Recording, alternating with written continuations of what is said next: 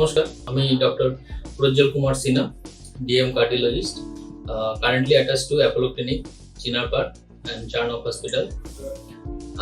আমাদের আজকের টপিক হলো hypertension or high blood pressure, এবং এটা নিয়ে অনেকজনেরই অনেক কিছু মতামত থাকে বা অনেক কিছু কনফিউশন থাকে যে কখন ব্লাড প্রেশার কি বাড়ছে বা কমছে। তো সেটা নিয়ে আজকে কিছুটা এই বিষয়ে আমরা আলোকপাত করতে চাইছি এই ভিডিওর মাধ্যমে। আশা করি আপনাদের এই ভিডিওটা ইনফরমেটিভ যদি লেগে থাকে তাহলে অবশ্যই কমেন্টে জানাবেন। ফার্স্ট অফ অল প্রথমত আমরা আসি যে হাইপারটেনশন ডেফিনেশন।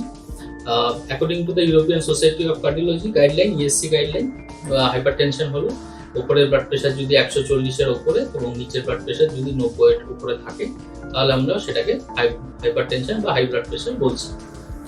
আর রিসেন্টলি যেটা গাইডলাইন এসছে ফ্রম দ্য এসিসি গাইডলাইন, মানে American college of cardiology guideline, সেখান থেকে আমরা জানতে পেরেছি যে হাইপারটেনশনের এখন ডেফিনেশনটা একটু লোয়ার কাট অফ করে দিয়েছে, সেটা হলো 130/80 হয়ে গেছে।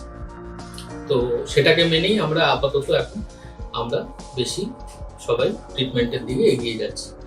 এবং হাইপারটেনশন জিনিসটা আপনাকে এক্স্যাক্টলি মানে কি করতে হবে বা কিভাবে ধরতে পারবেন in the initial stage, that is more important rather than আপনি হাইপারটেনশন হয়ে গেল তারপরে আপনি অনেক কটা ওষুধ খাচ্ছেন প্রেশারে, সেটা তো একটা অ্যাসপেক্ট আছেই ট্রিটমেন্টের পার্ট। কিন্তু আমাদের প্রিভেনশন পার্টের হাইপারটেনশন যে জিনিসটা সেটা হলো ফার্স্ট অফ অল আমাদের যদি কিছু কারণ আমরা দেখি তাহলে হাইপারটেনশনের কিছু কারণের মধ্যে most of the hypertension 90% of the hypertension are idiopathic. ঠিক আছে, ইডিওপ্যাথিক মানে হলো যে ইট ইজ মানে এটার সেভাবে কোনো কারণ নেই বা হয়তো ফ্যামিলিয়ালগত, এগুলোই মূল কারণ যে হাইপারটেনশন হওয়ার, যেটা প্রাইমারি হাইপারটেনশন আমরা বলে থাকি। এবং এটা আরেকটা ডিভিশন আছে বা ভাগ আছে, সেটা হলো সেকেন্ডারি হাইপারটেনশন। সেই ক্ষেত্রে অনলি 10% অফ দ্য ক্ষেত্রে সেই সেকেন্ডারি হাইপারটেনশন থাকে, এবং সেগুলো যদি থাকে কারো, সেগুলোর জন্য নানান রকম টেস্ট আছে, নানান রকম ব্লাড টেস্ট আছে, নানান রকম সিটি স্ক্যান আছে, এমআরআই আছে, সেগুলো দিয়ে আমাদেরকে ডায়াগনোসিস করতে হয়। সেই পার্টটু অনলি 10%। বাট আমরা মূল ফিরে আসি যে মেন 90% যে পপুলেশনে যে হাইপারটেনশন থাকে তাদের মেন কারণ কিছু বোঝা যায় না, বা অনেক সময় ম্যাক্সিমাম দেখা যায় যে ফ্যামিলি হিস্ট্রি পজিটিভ, বা ফ্যামিলিতে বাবা মার জেঠু কাকার দাদু ঠাকুমার এদের হয়তো হাইপারটেনশন ছিল এবং বংশগতভাবে হাইপারটেনশন চলে আসছে।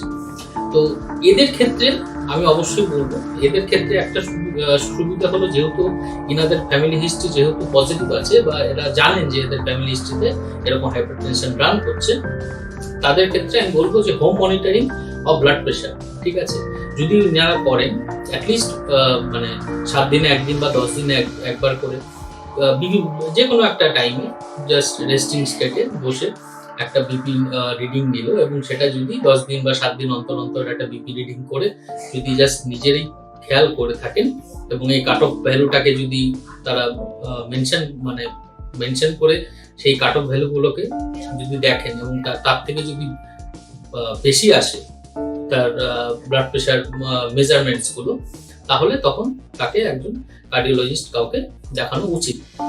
এখানে আমি কার্ডিওলজিস্টের উপরে বেশি স্ট্রেস দিচ্ছি বিকজ আমরা বেসিক্যালি কার্ডিওলজিস্টরা এই হাইপারটেনশন এই পার্টগুলো আমরা বেশি ডিল করে থাকি, এবং পেশেন্টরাও মানে ম্যাক্সিমাম পেশেন্ট যারা আমাদের কাছে আসে হাইপারটেনশন সম্পর্কে জানতে বা ট্রিটমেন্ট নিতে, তো ম্যাক্সিমাম তারা কার্ডিওলজিস্টের কাছেই তারা এসে থাকে।